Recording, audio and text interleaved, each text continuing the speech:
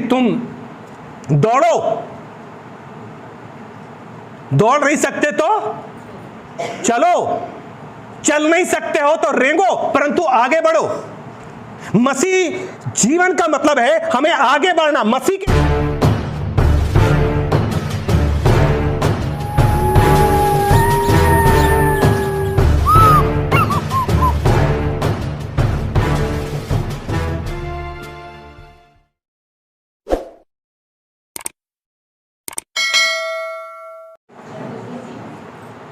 Hallelujah. मित्रों,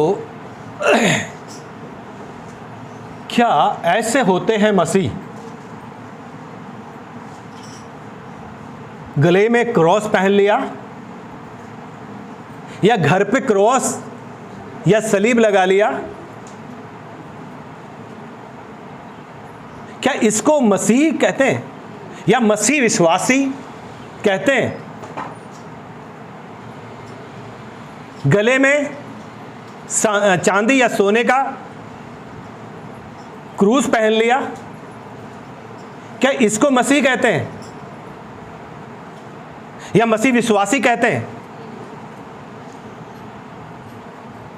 नाम हमारे Peter, John, Paul, Matthew, Anthony, इन नामों वालों को मसीह कहते हैं।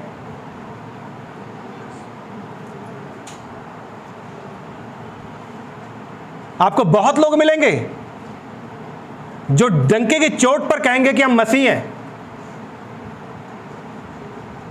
क्या ऐसे लोग मसीह हैं? गले में आपने सोने और चांदी का क्रूस जरूर पहन लिया होगा, घर पे आपने जरूर अपने लकड़ी का या सीमेंट का क्रूस बना लिया होगा, लेकिन आपने उस लकड़ी के क्रूस के महत्व को नहीं जाना जिसे यीशु ने यरूशलेम से लेकर गुलगुता तक उठाया था, जिस पर यीशु लटकाया गया था। आपने उस लकड़ी के क्रूस के महत्व को नहीं जाना।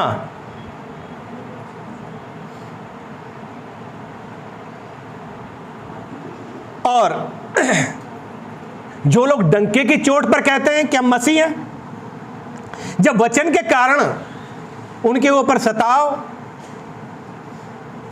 या विश्वास के कारण उनके ऊपर सताव या समस्या आती है, तो ये डंके की चोट वाले मसीह विश्वासी लोग कहीं पर दिखाई नहीं देते हैं। ये फिर उस बरसाती मेढक के समान होते हैं जो केवल सीजन में निकलते हैं। ये उस कछुआ मसीह के समान होते हैं जो जब कोई समस्या नहीं होती तब तो खूब पैरों से चलते हैं। आपने देखा होगा ना कछुआ को, लेकिन जब आप उसको कुछ डंडे से कुछ करो तो वो मुंह भी अंदर कर लेता है और पैर को भी अंदर, अपने आप को उस सुरक्षा कवच में छुपा लेता है। और ये मेढक आपने देखना, वो जो बरसात में दिखाई देते हैं वो केवल सीजन में ही दिखाई देंगे। तो ऐसे मसीह जो डंके की चोट पे कह रहे हैं या गले में क्रॉस, घर में सलीब लगा करके अपने आप को कह दिया कि मैं मसीह हूं। कुछ लोग तो कहते हैं क्या, अरे हम तो जन्म से मसीह हैं, हम पैदाइश मसीह हैं, विश्वासी हैं। तो क्या वास्तव में वे मसीह हैं? डंके की चोट पर तो पतरस भी कह रहा था कि प्रभु सब तेरा इनकार करे तो करे, लेकिन मैं तेरा इनकार नहीं करूंगा। और उसने भी 3 बार इनकार कर दिया प्रभु का। लेकिन वो पतरस बाद में परमेश्वर का एक महान सेवक बना। और वो पतरस ये कहता है अपने सताव के टाइम में कि मैं इस लायक नहीं कि मेरे प्रभु के जैसे मुझे लटकाया जाए, मुझे क्या करो, मुझे उल्टा लटकाओ। मसीह को जानने के बाद लोग कैसे करते हैं? किस तरह बढ़ते हैं? क्या यही मसीह जीवन है? नाम पीटर जॉन होने से मसीह बन गए, विश्वासी हो गए। हमने कई बार वचन को सुना होगा कि जो उसके वचन को, एक बार आपको पता है ना कि प्रभु यीशु मसीह शास्त्रार्थ कर रहे थे और कुछ आकर के उनसे पूछते हैं, कहते हैं कि तेरे माता पिता तुझे ढूंढते हैं। उसने कहा जो मेरे वचन को सुनते और मानते हैं वही मेरे माता पिता, वही मेरे भाई बहन हैं। यदि मेरी बातें तुम में बनी रहेंगी तभी तुम मेरे चेले ठहरोगे। यदि मेरा वचन तुम में बना रहेगा तभी तुम मेरे ठहरोगे। वो कहता है मैं दाखलता हूं और तुम डालियां हो, तुम मुझ में बने रहोगे। अगर हमने वास्तव में उस लकड़ी के क्रूस का महत्व जाना होता तो अब तक हम आगे बढ़ते।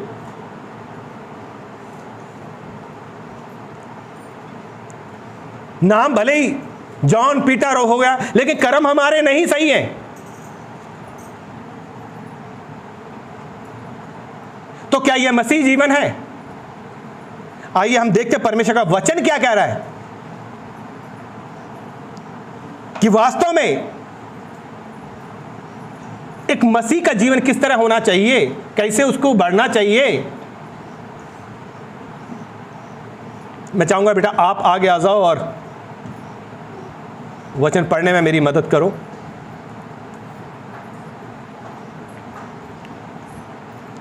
हालेलुया।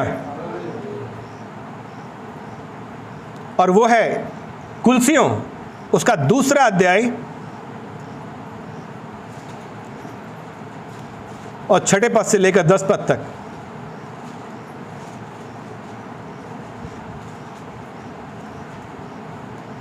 जैसे तुमने मसीह यीशु को प्रभु करके ग्रहण कर लिया है, वैसे ही उसी में चलते रहो और उसी में जड़ पकड़ते और बढ़ते जाओ। और जैसे तुम सिखाए गए वैसे ही विश्वास में दृढ़ होते जाओ और अधिकाधिक धन्यवाद करते रहो। आमीन। सो जैसे तुमने मसीह यीशु को प्रभु करके ग्रहण कर लिया है और वैसे ही उसी में चलते रहो। देखिए पौलुस यहां बता रहा है कि विश्वासी जो हम लोग हैं, मसीह विश्वासी जो लोग हैं, जब उन्होंने प्रभु को ग्रहण कर लिया तो मसीह को ग्रहण करना ये आरंभ है, मसीह जीवन का आरंभ है, शुरुआत है। पर उस पर अपना जीवन बनाने के द्वारा हमें बराबर उन्नति करना चाहिए कि हम बराबर उसमें बने हुए हैं और मसीह जीवन में हम उन्नति करते जा रहे हैं। यह बात पौलुस प्रेरित यहां पर बता रहा है। सो जैसे तुमने मसीह यीशु को प्रभु करके ग्रहण कर लिया वैसे ही उसमें चलते रहो। जैसे आपने प्रभु यीशु को मसीह करके ग्रहण कर लिया, प्रभु मान के जब उसे ग्रहण कर लिया तो उसमें चलते रहो, लगातार चलते रहना है। मसीह जीवन रुकने का काम नहीं है कि मसीह को ग्रहण करने के बाद, देखिए मसीह को ग्रहण करना यह एक आरंभ है। जब आप प्रभु यीशु मसीह को प्रभु मान के ग्रहण करते हैं तो मसीह जीवन का आरंभ, शुरुआत होती है। परंतु उस पर मसीह जीवन बनाने के बाद परस्पर उन्नति होनी चाहिए हमारे मसीह जीवन की। हमारा मसीह जीवन आगे बढ़ता जाना चाहिए। मसीह जीवन कैसा होता है? मसीह का स्वभाव कैसा होता है? एक मसीह जीवन कैसा होना चाहिए? जो बातें प्रभु यीशु ने अपने पिता में देखी वो बातें उसके अंदर थी, तो जो हमारे प्रभु यीशु मसीह के अंदर जो बातें हैं वो बातें हमारे अंदर भी होनी चाहिए, तभी हमारा मसीह जीवन उन्नति कर पाएगा। वो कहता है अपने अपराधियों को भी क्षमा करो, अपने शत्रुओं से अपने समान प्रेम करो, जो तुम्हें श्राप दे तुम उसे आशीष दो, तुम्हारे एक गाल पे थप्पड़ मारे दूसरा फेरो, एक दूसरे की स्तुति लो, एक दूसरे के हित की चिंता करो, एक दूसरे के लिए प्रार्थना करो। मसीह जीवन यह है कि हमने मसीह को प्राप्त कर लिया और प्राप्त करने के बाद वहीं रुक गए। कुछ लोग मसीह को ग्रहण करने के बाद चलते नहीं है, थोड़ा समय तो सही है, ग्रहण कर लिया, पर परस्पर उन्नति नहीं करते हैं, उस पर बने नहीं रहते हैं। वो 1 साल 2 साल विश्वास में रहते हैं। ऐसा लगता है जैसे विश्वास क्या है, एक टूरिस्ट प्लेस या घूमने की जगह, थोड़ी देर आए, विश्वास किया और विश्वास करने के बाद चले गए। 1 साल 2 साल 3 साल। पौलुस प्रेरित यहां पे बता रहा है, क्या कह रहा है वो? सो जैसे तुमने मसीह यीशु को प्रभु करके ग्रहण कर लिया, वैसे उसमें चलते रहो। चलते रहना चाहिए। मार्टिन लूथर ने कहा कि तुम दौड़ो, दौड़ नहीं सकते तो चलो, चल नहीं सकते हो तो रेंगो, परंतु आगे बढ़ो। मसीह जीवन का मतलब है हमें आगे बढ़ना, मसीह के साथ। मसीह किन बातों से प्रसन्न होता है? क्या बातें प्रभु को पसंद है? परमेश्वर के मन की बातों को जानना। वो कैसे? आप परमेश्वर के वचन में होकर उनको जान सकते हैं। तो चलते रहना है, ऐसा लिखा है यहां, वैसे उसमें चलते रहो। देखिए गलतियों 3 अध्याय 26 पद पढ़ें जरा जल्दी से।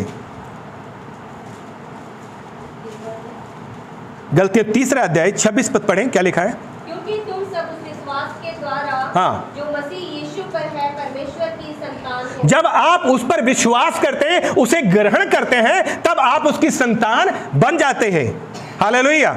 और अगला पद, और तुम में से हाँ, जितनों ने मसीह में बपतिस्मा लिया है, हाँ, उन्होंने मसीह को पहन लिया है। ठीक है, मसीह को पहन लिया। तो फिर जब मसीह को पहन लिया है, उसकी संतान बन गए हैं, तो हमें क्या करना है? आगे बढ़ते रहना, आगे बढ़ते चढ़ना है। मसीह जीवन रुकने का नाम नहीं है। क्या स्थिर रहना मसीह जीवन नहीं है कि हम मसीह को ग्रहण कर लिया और जहां पड़े थे उसी 10 साल तक वही तरीका प्रार्थना करने का, 10 साल तक वही तरीका चर्च में आने का, 10 साल तक या 20 साल तक या 5 साल तक, जब तक है आपने एक ही तरीका बना लिया है? नहीं, आपको विश्वास में एक कदम और आगे बढ़ना पड़ेगा। या जितनी आप प्रार्थना कर रहे थे, थोड़ा और समय प्रार्थना करना पड़ेगा। जितने आप वचन पढ़ते थे, थोड़ा समय और वचन को पढ़ना पड़ेगा, थोड़ा समय और प्रार्थना में बढ़ना। जैसे मसीह को ग्रहण किया, आप सोचिए तो आप जिस समय आपने मसीह को ग्रहण किया था, उस समय आपकी दशा कैसी थी?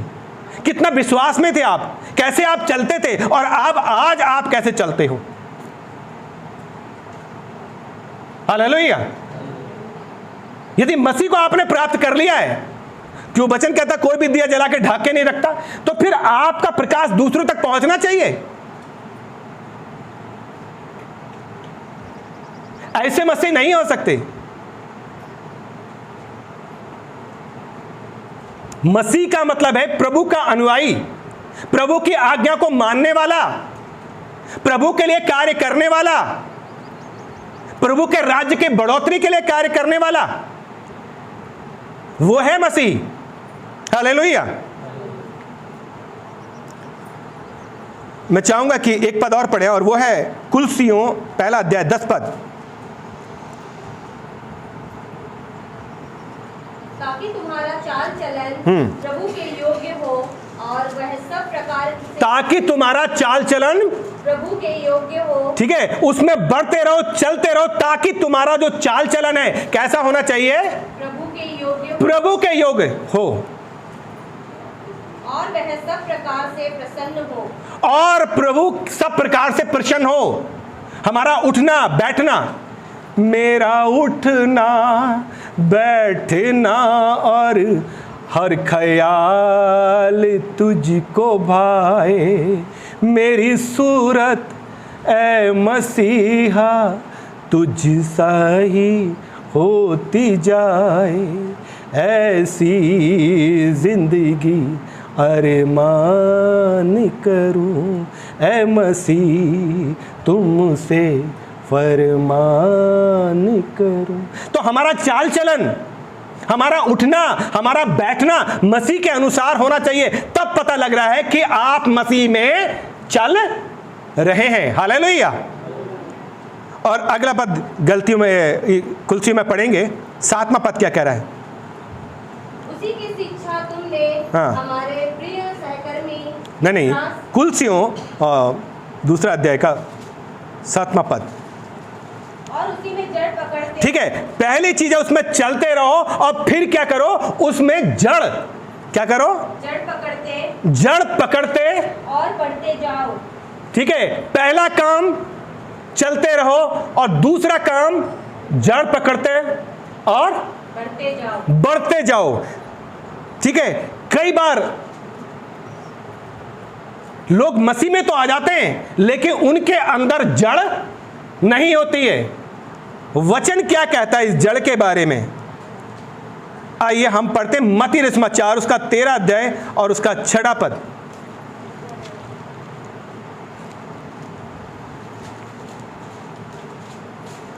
हाँ, पर सूरज निकलने पर वे हाँ। जल गए और जड़ न पकड़ने से सूख गए। ठीक है, 5 और 6 पद दोनों पढ़ो। कुछ बीज पथरीली भूमि पर गिरे। ठीक है, यहां एक बीजों का दृष्टांत है। ठीक है, और 5वां पद क्या कह रहा है? मत्ती सुसमाचार उसका 13 अध्याय का 5वां पद क्या कह रहा है? कुछ बीज पथरीली भूमि पर गिरे, हाँ। जहां उन्हें बहुत मिट्टी न मिली, हाँ। और गहरी मिट्टी न मिलने के कारण वे जल्द उग गए। ठीक है, गहरी मिट्टी ना मिलने के कारण क्या हुआ? वो जल्दी उग आए। हाँ, ऐसा लिखा है, फिर से पढ़ो। कुछ बीज पथरीली भूमि पर गिरे। कुछ बीज पथरीली भूमि पर गिरे, जहां उन्हें हाँ। बहुत मिट्टी न मिली, हाँ। और गहरी मिट्टी न मिलने के कारण वे जल्द उग आए। क्या हो? गहरी मिट्टी ना मिलने का कारण वो बीज जल्दी उग आए। और फिर पर सूरज निकलने और जब सूरज निकला, वे जल गए और जड़ ना पकड़ने से सूख गए। सूरज निकलने के कारण वो जल गया और जड़ ना पकड़ने के कारण सूख गए। तो जिनके जीवन में जड़ नहीं होती है, हालेलुया, थोड़े समय तो उगते हैं, थोड़ा बढ़ते भी आगे, थोड़ा चलते भी है प्रभु के साथ, लेकिन जड़ नहीं है। ऐसे मसीह लोग, ऐसे मसीह विश्वासी जे गले में क्रॉस, घर पे क्रॉस, परंतु जीवन में जड़ नहीं है। वो थोड़े ही समय मसीह के साथ चलते हैं और मसीह में चलने पर भी वो बाइबल से या वचन से उन बातों को निकालते हैं, जैसे हर माल 10 रुपया छांटो और बीनो वाला। वो बातें जो उन्हें अच्छी लगेंगी वही चूज करेंगे, बाकी वचन को छोड़ देंगे। ये नहीं, संपूर्ण पवित्र परमेश्वर की प्रेरणा से रचा गया है। एक एक बिंदु और मात्रा हमारे लिए है। हालेलुया, एक एक वचन ताया हुआ है। तो जड़ ना मिलने के कारण क्या हुआ? वो सूख गए।